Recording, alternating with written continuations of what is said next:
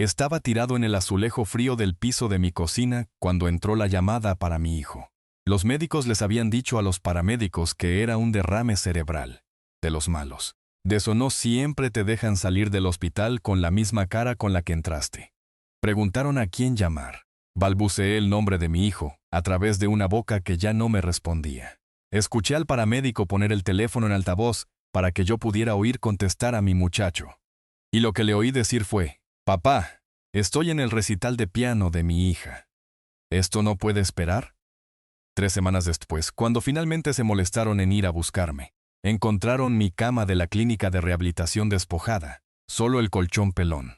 Había un sobre en la almohada con el nombre de mi hijo escrito con tinta negra. Me contaron que le temblaba tanto la mano que rompió el papel al abrirlo. Me contaron que su esposa tuvo que sentarse en el suelo cuando terminó de leer. Me contaron que mi nuera empezó a llorar tan fuerte que las enfermeras pensaron que le estaba dando un ataque de pánico. Qué bueno. Se ganaron cada lágrima. Antes de decirte cómo quemé todo su mundo sin levantar más que un dedo, déjame pedirte un favor. Dime en los comentarios desde dónde me estás escuchando.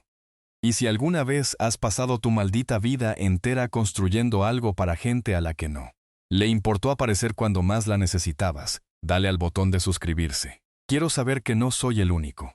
Mi nombre es Heriberto Grajales. La gente que me conoce me dice Beto. Algo por lo que dejé de enojarme allá por mi cumpleaños número 40. Tengo 72 años. Durante 46 de esos años, fui dueño y administrador de Salvamentos Marítimos Grajales, operando desde un astillero en el río Coatzacoalcos, en Veracruz. Saqué barcos camaroneros de los bancos de arena en temporada de huracanes. Desmantelé buques tanques encallados en el Golfo. Construí un negocio que para cuando decidí bajar el ritmo, valía un poco más de $18 millones en el papel. Más las tierras, más el equipo, más las concesiones de los muelles. Hice todo eso con unas manos que todavía tienen el agua salada grabada en las líneas de las palmas. Hice todo eso, y aún así no vi la podredumbre que crecía bajo mi propio techo. Un hombre capaz de detectar una fisura milimétrica en un casco de acero a 20 metros de distancia, y no pude ver en lo que se había convertido mi propio hijo. Fue un martes de marzo. Recuerdo que era martes porque me estaba preparando un sándwich de atún para el almuerzo, y siempre como atún los martes. Rutinas tontas como esa solo importan cuando casi te cuestan la vida. Estaba buscando un frasco de chiles en vinagre al fondo del refrigerador, cuando la habitación se inclinó de lado. No como si el piso se hubiera movido, sino como si el maldito mundo entero hubiera girado unos 30 grados y se hubiera olvidado de girarme a mí con él. El frasco de chiles se me resbaló de la mano y estalló contra el linóleo. Recuerdo el olor a vinagre con mucha claridad porque ese olor se quedó conmigo durante los siguientes 40 minutos mientras yacía allí, esperando que alguien, quien fuera, me encontrara. Mi brazo derecho no funcionaba. Intenté levantarme del suelo y el brazo simplemente se quedó allí a mi lado, como si le perteneciera a un extraño. Mi boca sabía a monedas de cobre. El lado derecho de mi cara se sentía como si fuera de cera tibia. Sabía lo que estaba pasando. Mi padre se fue de la misma manera a los 60 y 80, excepto que lo suyo ocurrió un domingo por la mañana en plena misa, y toda la congregación lo vio. Pensé que si un hombre ha de morir, quedar tirado en el piso de la cocina rodeado de chiles en vinagre no era la peor manera. Pero luego me acordé de mi esposa Perla. Estuvimos casados 44 años. Falleció hace 2 primaveras por un cáncer de páncreas que llegó rápido, y se la llevó en 11 semanas. Pensé en cómo ella habría gateado por todo ese suelo para llegar a mí, cómo habría llamado para pedir ayuda, cómo habría sostenido mi cabeza en su regazo y me habría cantado, porque Perla cantaba cuando tenía miedo, y yo me enojaba. Me enojé por estar solo en ese piso, y ese coraje me dio la fuerza suficiente para girar sobre mi lado izquierdo y arrastrarme los 2,5 metros, hasta donde mi teléfono se estaba cargando en la barra. Tiré el teléfono, rebotó. La pantalla se iluminó. Presioné con el pulgar la lista de favoritos. Mi hijo. Se llama Cornelio. Cornelio Grajales, le puse el nombre de su abuelo materno. Un hombre que construyó muelles por toda la costa del Golfo con nada más que su espalda y una mula prestada. El teléfono sonó. Sonó 4 veces. Al 5.º tono, contestó y pude escuchar un piano. Un niño tocando el piano mal, como tocan los niños. Mi nieta Mireya tiene de 9 años. Ese día era su recital de primavera. Papá, ¿qué pasa? Su voz ya sonaba fastidiada. No preocupada, fastidiada. Como si lo hubiera interrumpido mientras veía un partido de fútbol. Intenté decir su nombre. Lo que salió fue, Cornelio. Papá, ¿estás borracho? ¿De verdad estás borracho a mitad de la tarde? Ni siquiera bajó la voz. Escuché a su esposa al fondo preguntar quién era y él dijo, es el viejo. Ya se puso hasta atrás otra vez. No me he tomado un trago desde 1987. Él lo sabe. Cornelio sabe que su padre dejó de beber el año en que a su hermana la atropelló aquel conductor borracho.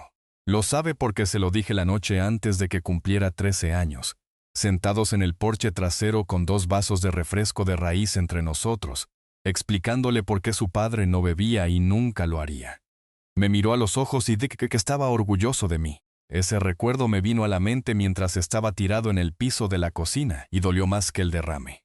Ayuda, dije. Logré pronunciar la palabra con claridad. Ayuda. Hubo una pausa. And then I heard my daughter-in-law's voice in the background. Clara como el agua. Se llama Tania. Trabajaba como higienista dental antes de que Cornelio se casara con ella y decidiera que debía quedarse en casa a cuidar a la familia. Tania dijo, ¡ay por Dios! ¿Otra vez con lo mismo? El recital empieza en 20 minutos. Cornelio suspiró en el teléfono. Suspiró para mí. Papá, te quiero. Pero no puedo dejarlo todo cada vez que tienes uno de tus teatritos. Ya hablamos de esto. El médico dijo que tienes ansiedad. Tómate tus pastillas y acuéstate. Iré mañana por la mañana. O tal vez el jueves. A mí nunca me han diagnosticado ansiedad.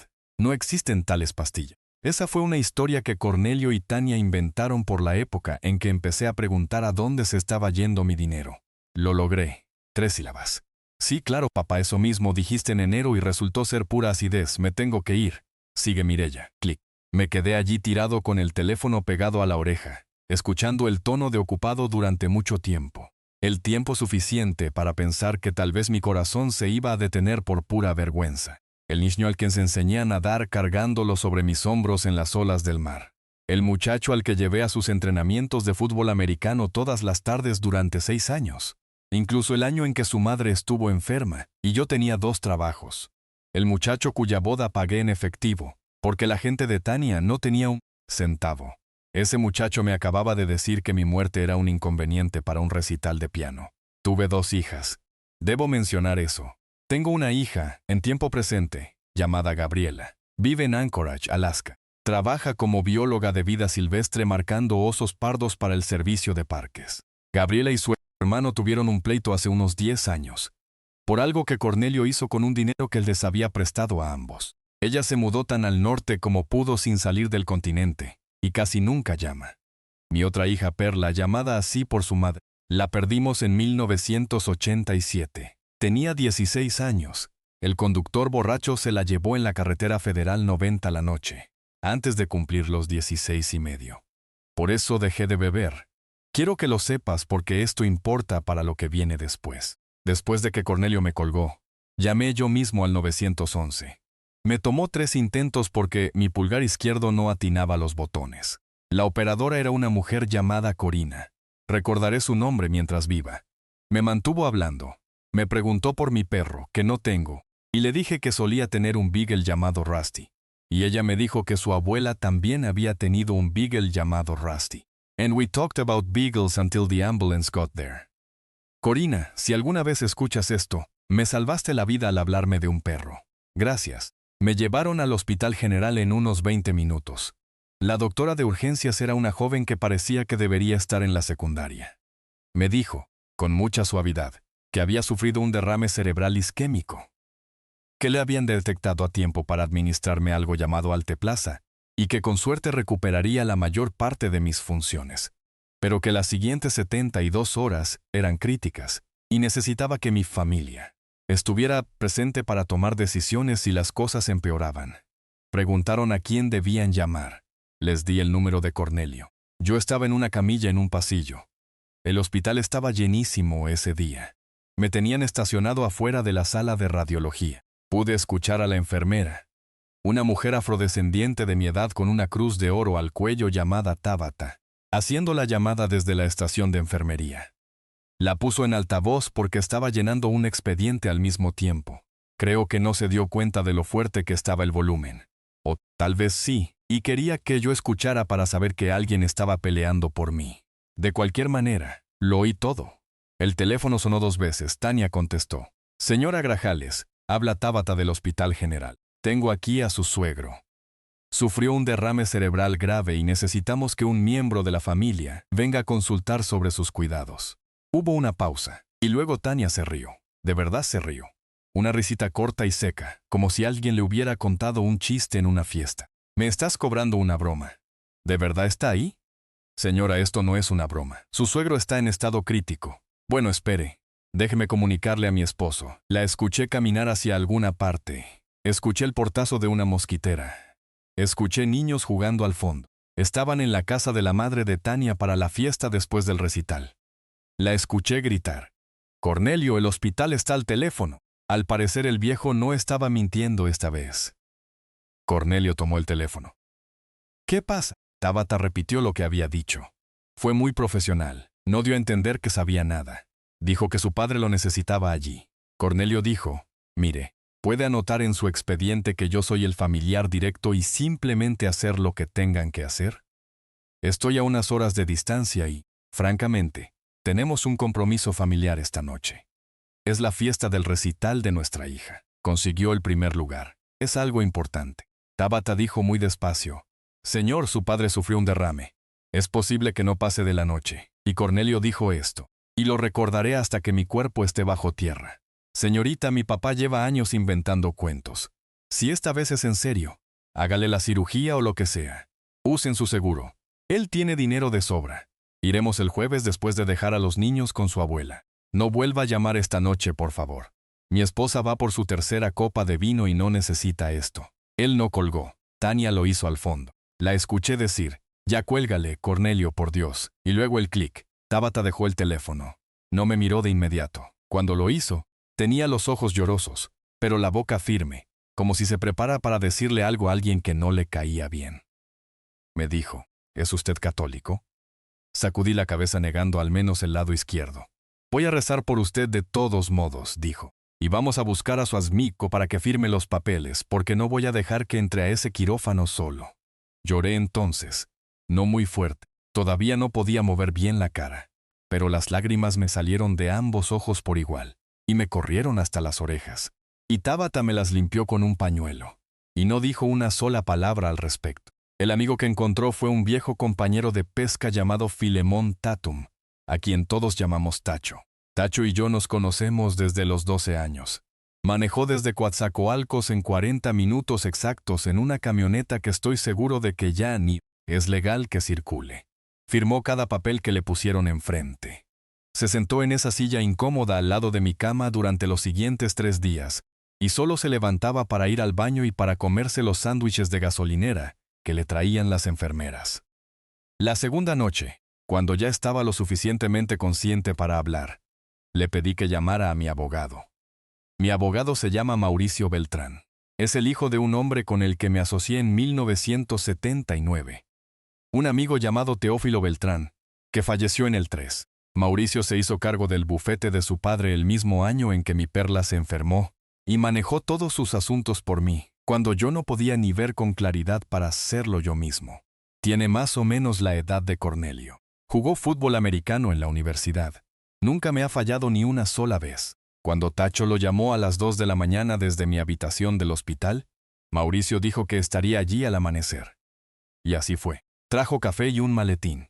Le conté todo. Le conté de la llamada telefónica. Le conté de la risa de Tania. Le conté del recital. Mauricio escuchó sin interrumpir como solía escuchar su padre. Cuando terminé dijo, Beto, quiero que sepas que he guardado algo en mi escritorio durante unos 6 años. Tu esposa y yo lo redactamos. Me hizo prometer que nunca lo mencionaría a menos que tú lo hicieras primero. O a menos que ocurriera algo como esto. ¿Qué es? Ella lo llamó la cláusula del faro. Te escribió una carta que viene con ella. Yo no he leído la carta. Me la entregó sellada. Le pedí que la trajera. Regresó esa tarde con una carpeta marrón gruesa y un sobre dirigido a mí con la letra de perla. Le pedí que saliera al pasillo. Abrí la carta con la mano izquierda y la leí 2 veces. No voy a leerles toda la carta. Hay cosas que un hombre se guarda para sí, pero les diré lo que decía en resumen. Mi esposa, que conocía a nuestro hijo mejor que yo, que lo observaba con ojos que yo nunca tuve porque era su madre, me había escrito desde el más allá, para decirme que estaba preocupada. Había visto en qué se estaban convirtiendo Cornelio y Tania. Había visto cómo me trataba Tania las pocas veces que íbamos a su casa en Boca del Río, para las fiestas. Había visto a Cornelio poner los ojos en blanco ante su padre en nuestra cena de aniversario. Ella, discretamente y a lo largo de 2 años, había trabajado con Mauricio para armar toda una segunda vida para mí, financieramente hablando, un fideicomiso. Unas tierras en Costa Rica que había comprado en efectivo a nombre de una sociedad independiente. Un acuerdo permanente con Mauricio para iniciar un procedimiento que ella llamaba el cierre lento de la puerta, el día en que yo le dijera que ya no podía más. Perla terminaba la carta con una línea. Escribió: Beto, si estás leyendo esto, es porque ha pasado lo peor. Sé valiente, cruza la puerta. Te estaré esperando del otro lado, pero todavía no. Todavía no, mi amor. Tómate tu tiempo para llegar aquí. Me senté en el borde de esa cama de hospital y tomé mi decisión. Llamé a Mauricio para que entrara. Corta el cable. Le dije todo. Hoy mismo. Él asintió. No me lo preguntó 2 veces. No intentó convencerme de lo contrario. Solo dijo: sí, tomará unos 6 días hábiles para que todo se asiente. Hoy es miércoles. Para el próximo viernes estará hecho.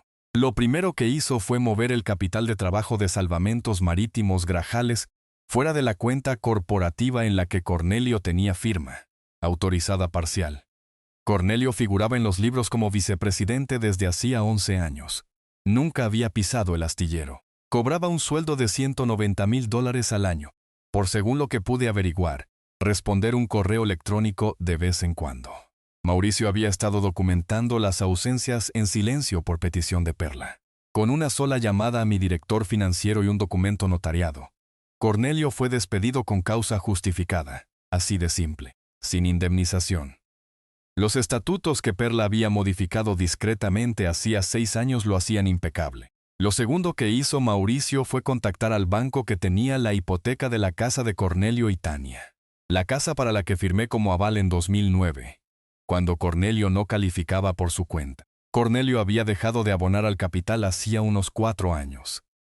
Yo había estado pagando silenciosamente la hipoteca desde mi propia cuenta, $6,000 al mes, porque Cornelio me había dicho que estaban ahogados en deudas y necesitaban una mano. Mauricio canceló el pago automático. Le envió una carta certificada a Cornelio, informándole que tenía 30 días para refinanciar a su nombre, o enfrentarse a un juicio hipotecario. Lo tercero fueron los autos. Cornelio manejaba una Lincoln Navigator. Tania manejaba una Audi Q7. Ambos vehículos estaban arrendados a través de Salvamentos Marítimos Grajales como autos de la empresa. Una trampa fiscal que mi contador había ideado años atrás. Mauricio canceló los contratos de arrendamiento. Las órdenes de embargo de los vehículos se presentaron el viernes por la mañana. Lo cuarto fue el colegio privado de los niños. Mis 2 nietos, Mireya y su hermano menor Andrés, asistían a un colegio metodista en Boca del Río, que costaba $28,000 al año por niño. Yo lo había estado pagando directamente a la escuela cada agosto en un solo pago. Le di instrucciones a la tesorera del colegio, una mujer con la que me había encariñado bastante a lo largo de los años llamada Enriqueta Vega, de que la matrícula del próximo año no vendría de mi parte y que cualquier saldo a favor debía aplicarse al año en curso y reembolsarse si correspondía. Quiero dejar algo claro, los niños no hicieron nada malo, son niños. Le envié a la señora Vega una carta privada aparte junto con un cheque por $40,000, dándole instrucciones de aplicarlo como beca para cualquier estudiante cuyos padres estuvieran en dificultades financieras, y pidiéndole que no le dijera a nadie de dónde venía. Mis nietos no iban a viajar al abismo a mis expensas, pero tampoco se les iba a cortar la educación. Hay una diferencia. Lo quinto, y de esto es de lo que más me enorgullezco, fue el club de golf. Cornelio y Tania pertenecían al club de golf El Manglar, a las afueras de Boca del Río. Yo había estado pagando sus cuotas, $14,000 al año, desde el año en que se inscribieron. Tania publicaba sobre ese club en sus redes sociales todas las semanas. Almuerzos dominicales, torneos de golf, galas de beneficencia. Era el centro de su identidad. Mauricio canceló las cuotas, por supuesto, pero además, a petición específica mía, hizo una donación de 6 cifras al fondo de construcción del club a mi nombre, con una nota cortés. explicando que de ahí en adelante, yo me negaba a financiar la membresía de cualquier miembro de mi familia, y solicitando que el club se asegurara de marcar la cuenta de Cornelio y Tania como morosa con efecto inmediato. El director de membresías, un hombre al que conocía desde hacía 20 años llamado Gaspar Peña, me llamó personalmente para confirmar. Sonaba como si estuviera conteniendo la risa. Mientras todo esto se ponía en marcha, yo seguía en el hospital. Mi recuperación iba más rápido de lo que los médicos esperaban. Mi habla regresó casi por completo para el cuarto día. Mi brazo derecho iba más lento, pero ya podía apretar una pelota antiestrés. La joven doctora me dijo que tenía suerte. Le dije que la suerte no tenía nada que ver. Le dije que tenía cosas que hacer. La mañana del quinto día, Cornelio y Tania finalmente se aparecieron en el hospital. Supe exactamente cuándo llegaron porque Tabata me llamó desde la recepción para avisarme. Le pedí un favor. Le pedí que les dijera que me habían trasladado a una clínica de rehabilitación a largo plazo. Lo hizo. Se los dijo con una cara completamente seria. Hice que Tacho me llevara en silla de ruedas a una sala de consultas vacía hasta que se marcharon. Lo que los había llevado allí, según me enteré después, no era la preocupación. Fue una llamada de su banco preguntando por qué se había cancelado el pago automático de su hipoteca. Tania le había colgado al banco, llamó a Cornelio al trabajo, y los dos manejaron al hospital esperando encontrarme sedado y dócil. Iban a exigir respuestas, a exigir que yo lo arreglara. No tenían idea de que sus autos habían sido embargados esa misma mañana mientras los conducían, con la única diferencia de que la compañía de grúas había aceptado esperar a que se estacionaran. Cornelio salió del hospital esa tarde para encontrarse con una plataforma cargando su Navigator. Llamó a su esposa llorando. Según el investigador privado que hice que Mauricio contratara para vigilarlos durante las siguientes 2 semanas. La investigadora era una mujer de Nueva Orleans llamada Catalina Terán, que tomó fotografías que he mirado exactamente una vez, y luego guardé en un cajón. Ciertas satisfacciones son más dulces cuando no las prolongas. Salí del hospital el día 11. No fui a casa. Mauricio había arreglado mi traslado a una pequeña clínica privada de rehabilitación a las afueras de Pensacola, dirigida por un amigo suyo que se especializaba en la recuperación de pacientes mayores. Me quedé allí 6 semanas. Aprendí a usar mi mano derecha otra vez. Caminé en una banda para correr todas las mañanas. Comí alimentos que Perla habría aprobado. Leí libros que había estado postergando durante 30 años. Comencé un diario. Llamaba a Gabriela a Alaska todos los domingos. Gabriela lloró la primera vez que la llamé y le expliqué lo que había pasado. Luego se quedó callada. Después dijo, «Papá, te voy a preguntar algo y quiero que me digas la verdad. ¿Sabías lo de Cornelio, lo que estaba haciendo con tu dinero?» Le dije que no sabía ni la mitad. Ella dijo, «Mami intentó decírtelo. Yo intenté decírtelo. No quisiste escuchar». Le dije que tenía razón. Ella dijo, «Pero ahora estás escuchando». Le dije que sí. «Está bien, papá. Está bien. Voy para allá». Voló a Pensacola 3 días después y me acompañó durante la peor parte de la rehabilitación. Ella fue quien me presionó la última semana cuando quería rendirme, volver a casa y simplemente dormir durante un año. Mi niña, la que se había mudado a Alaska para alejarse de los desmadres de su hermano, vino y me devolvió a mí mismo. La nota que le dejé a Cornelio, esa que dicen que hizo llorar a Tania en el suelo de la sala de rehabilitación, la escribí un jueves por la mañana, 2 semanas antes de que me dieran de alta. Se la dejé a la supervisora de enfermería, con instrucciones de entregársela a mi hijo únicamente si eventualmente aparecía buscándome. Tenía el presentimiento de que lo haría una vez que la presión del dinero fuera lo suficientemente fuerte, y lo hizo. Apareció 6 semanas después de mi derrame exigiendo ver a su padre. La nota decía esto. Se las voy a leer porque Cornelio la ha mostrado tanto que ya no tiene caso mantenerla en privado. Cornelio, le dijiste a la enfermera del Hospital General que tu padre estaba inventando cuentos. Le dijiste que usara su seguro. Le dijiste que no volviera a llamar porque tu esposa iba por su 3ª copa de vino. Te escuché. El teléfono estaba en altavoz. Quiero que vivas con el hecho de que la última vez que hablaste con tu padre, ni siquiera te molestaste en bajar la voz. No estoy muerto. No voy a volver a casa. La casa de Coatzacoalcos ya se vendió.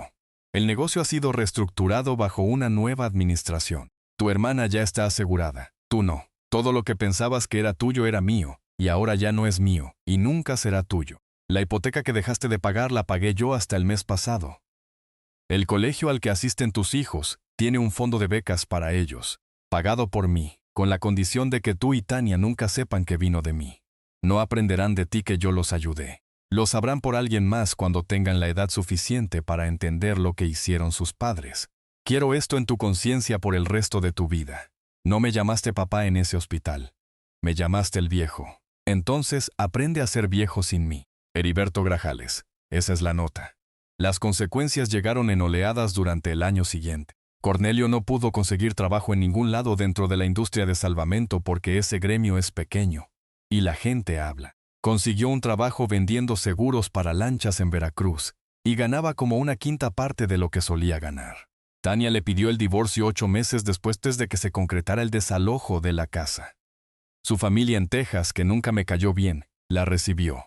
Los niños se quedaron con Cornelio porque el nuevo novio de Tania, un hombre que conoció en un grupo de apoyo para divorciados, no los quería. Mireya tiene 12 años ahora y Andrés tiene 8. Les envío tarjetas de cumpleaños todos los años a través de un intermediario. No firmo las tarjetas con mi nombre. Las firmo como alguien que los quiere. El intermediario me dice que guardan las tarjetas en una caja debajo de la cama de Mireya. Vendí la casa de Coatzacoalcos. Vendí mi lancha. Vendí el astillero a un competidor que llevaba 10 años intentando comprarme. Por una cifra que incluso a mí me sorprendió. Le di la mitad de todo a Gabriela, quien intentó rechazarlo y luego lo aceptó cuando le dije que Perla había querido que lo tuviera. Tomé la otra mitad y compré un pequeño pedazo de tierra en Costa Rica, en el lado del Pacífico, al norte de un pueblo llamado Nosar. Era la misma parcela que Perla había comprado hace años sin decirme. Construí una casa pequeña allí, de 2 recámaras, un porche que da al agua, una cocina con una ventana sobre el fregadero, para poder ver el oleaje mientras preparo mi café. Estoy sentado en ese porche ahora mismo contándote esto. Hay pelícanos llegando desde el agua. Un muchacho del pueblo de aquí abajo, se llama Eliseo, está en mi jardín arreglando un poste de la cerca que yo mismo había querido arreglar. Tiene 14 años, trabaja para mí los sábados. Le pago más de lo que debería y él me trae pan dulce que hornea su abuela. No compartimos exactamente el mismo idioma. Él habla español y un poco de inglés. Yo hablo inglés y un poco de español, nos las arregamos. Me dice don Beto, y la primera vez que lo hizo tuve que voltearme para que no me viera la cara. Hace unos meses Cornelio me rastreó. No sé cómo. Mauricio sospecha que contrató a alguien, o que se lo sacó a alguien en el banco. Llamó al teléfono satelital que tengo para emergencias. El número lo tienen exactamente 4 personas en este mundo. Ninguna de esas 4 personas se lo dio. Así que nunca lo sabré. Dejó un mensaje de voz. Sonaba 10 años más viejo. Dijo que lo sentía. Dijo que había ido a terapia. Dijo que ahora lo entendía. Dijo que quería venir a verme. Dijo que traería a los niños. Escuché ese mensaje de voz 3 veces. Luego me senté en este porche y vi ponerse el sol. Y luego tomé el teléfono satelital. Caminé hacia el agua. Me metí hasta las rodillas y lo arrojé tan lejos como pude con este brazo derecho que está a un 90% de lo que solía ser. Hizo un pequeño chapoteo. Los pelícanos ni siquiera levantaron la cabeza. No me interesa que él también lo sienta. No me interesa su terapia. No me interesa ver a esos niños que amo bajo la sombra de su disculpa, bajo sus términos, después de que su negligencia casi me mata. Si Mireya y Andrés alguna vez quieren buscarme por su cuenta cuando sean grandes, mi puerta estará abierta. Hasta entonces tienen un abuelo al que realmente no conocen, y yo tengo una paz que me gané a pulso. El médico en Pensacola me dijo, el día que salí de rehabilitación, que los derrames cambian el cerebro de una persona de formas que nadie comprende. Del todo. Dijo que algunas personas nacen de ahí más sensibles, otras menos. Dijo que tal vez descubriría que soy un hombre diferente de formas que no sabría nombrar. Tenía razón en eso. Soy un hombre diferente. No soy menos hombre. Soy más. La familia es lo que haces, no como te llaman. Un hijo es un hombre que contesta el teléfono. Un padre es un hombre que, cuando su hijo no contesta el teléfono, tiene el coraje de colgar para siempre. Yo lo contesté durante 50 años, más de lo que debí, más de lo que era bueno para cualquiera de los dos. Colgué un martes de marzo en el pasillo de un hospital, escuchando a mi propio muchacho llamarme el viejo, entre una copa de vino y un recital de piano. Ahora duermo 8 horas por noche. Llevo 4 meses sin tomar una pastilla para la presión. La doctora en San José, una mujer llamada María Carballo, que me recuerda un poco a mi nieta solo por el nombre, dice que mis niveles parecen los de un hombre 20 años más joven. Me dice que siga haciendo lo que sea que esté haciendo. Lo haré. Pienso hacerlo. El sol se está ocultando sobre el Pacífico. Eliseo acaba de terminar con el poste de la cerca y su abuela me mandó un pan dulce con pasas. Voy a partir el pan, a servirme un vaso de agua y a ver cómo la luz se retira del cielo. And tomorrow, when I wake up, no one in this world will need anything from me, except a boy who needs his Saturday wages and the beach that needs a man to walk on it. Si has estado escuchando todo este camino, gracias. Gracias por quedarte con un viejo. Si tienes un Cornelio en tu vida, no te voy a decir qué hacer. Solo te voy a decir esto. El teléfono funciona en ambos sentidos, y llega un día, si tienes la suerte de vivir lo suficiente, en que te toca decidir si sigues contestando. Decide con cuidado. Decide por ti mismo. Y decidas lo que decidas, decídelo antes del derrame. No esperes a que el piso esté frío bajo tu rostro y los chiles en vinagre estén rotos a tu alrededor. Decídelo en un buen día. Decídelo mientras todavía tengas el aliento para decir la palabra en voz alta. Mi nombre es Heriberto Grajales. Tengo 72 años. Casi muero en el piso de una cocina mientras mi hijo escuchaba a mi nieta tocar el piano. Viví, y me fui. Y estoy por primera vez en mucho tiempo, exactamente donde debo estar. Cuéntame en los comentarios. Dime desde dónde me estás escuchando. Háblame de tu piso de la cocina. Si es que has tenido uno de esos momentos. Los leo todos. Soy un viejo con tiempo libre y un porche con vista. Y me gustaría mucho saber de ti. He estado dándole vueltas a esto en la cabeza durante mucho tiempo. Sentado en este porche con el Pacífico frente a mí. Y sigo volviendo a la misma verdad llana. Un hombre cosecha exactamente lo que siembra. No en un sentido cósmico grandioso. En el sentido pequeño y cotidiano. La forma en que tratas a tu padre un martes por la tarde es la forma en que tus hijos te tratarán a ti un martes por la tarde dentro de 30 años. Cornelio no se convirtió en un hombre que me llamaba el viejo de la noche a la mañana. Se convirtió en ese hombre una pequeña decisión a la vez, y yo se lo permití. Cada cheque que le firmé cuando debió haberlo resuelto por sí mismo, cada excusa que le di a su madre cuando intentaba advertirme, cada vez que contesté el teléfono cuando solo llamaba por dinero, estaba regando una mala hierba. Me decía a mí mismo que estaba siendo un buen padre. Estaba siendo un cobarde. Hay una diferencia, y a los 72 años, finalmente sé cuál es. Lo que aprendí en el piso de esa cocina, con el vinagre de los chiles corriéndome por la camisa, es que el amor sin carácter no es amor. Es renta. Y la gente a la que se la paga se empieza a creer que el techo les pertenece. Un padre que nunca dice que no. Cría a un hijo que nunca dice gracias. Eso es simple aritmética. Hice mal la aritmética durante 48 años. La parte difícil, la que nadie te advierte, es que hacer lo correcto al final de la vida requiere más valor que hacerlo de joven. Cuando tienes 30 años, tienes tiempo para equivocarte. Cuando tienes 70 y tu brazo derecho no funciona como antes, cada decisión se siente definitiva. Tuve que encontrar una fuerza que no sabía que tenía. No la fuerza de sacar un camaronero de un banco de arena. La fuerza de mirar a un muchacho que crié y decirle, no más, no porque dejara de quererlo, sino porque empecé a quererme a mí mismo lo suficiente como para sostener mi palabra. Quiero que cualquiera que esté escuchando me escuche bien en esto. Sé amable. Sé generoso. Ayuda a la gente que amas. Pero pon atención a quién aparece cuando estás sangrando en el suelo. Esa es la lista que importa. No la gente que sonríe en tu fiesta de cumpleaños, sino la gente a la que puedes marcar a las 2 de la mañana, y contestará y se mantendrá en la línea. Si esa lista tiene los nombres equivocados, estás a tiempo de arreglarla. Probablemente tienes más tiempo del que crees, pero no tienes una eternidad. Tabata, la enfermera, Tacho en su camioneta destartalada, mi hija Gabriela volando desde Alaska, Mauricio con el viejo maletín de su padre. Esa es mi verdadera familia. Estuvieron ahí todo el tiempo. Solo tuve que estar a punto de morir para verlos. Usa la cabeza, usa el carácter, y usa el tiempo que te queda para caminar hacia las personas que caminan hacia ti. Todo lo demás es puro ruido.